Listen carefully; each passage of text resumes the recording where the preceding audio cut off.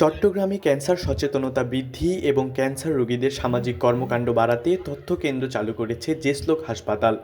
সোমবার বিকালে মুম্বাইয়ের জেসলোক হাসপাতালের চট্টগ্রাম তথ্য কেন্দ্রের উদ্বোধন করেন চট্টগ্রাম সিটি কর্পোরেশনের মেয়র ডাক্তার শাহাদত হোসেন।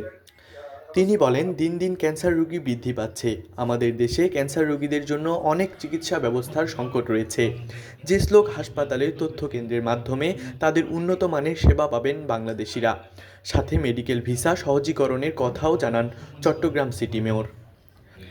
এ সময় বক্তব্য রাখেন চট্টগ্রাম মেডিকেল কলেজ হাসপাতালের ডিন অধ্যাপক ডাক্তার অজয় দেব, জেসলোক হাসপাতালের প্রতিনিধি ভবেশ পোপারিয়া, আন্তর্জাতিক প্রতিনিধি বিশাল ভেজান, সাগর শ্রীবাস্তব সহ অন্যান্যরা। বাংলাদেশি গরিব রোগীদের জন্য বিশেষ ব্যবস্থা গ্রহণের ঘোষণা দেন জেসলোক কর্তৃপক্ষ।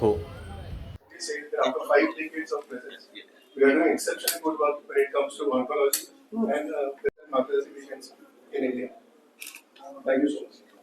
Center which is being inaugurated today, and where we will help patients of Bangladesh for the better treatment who wants to come to India.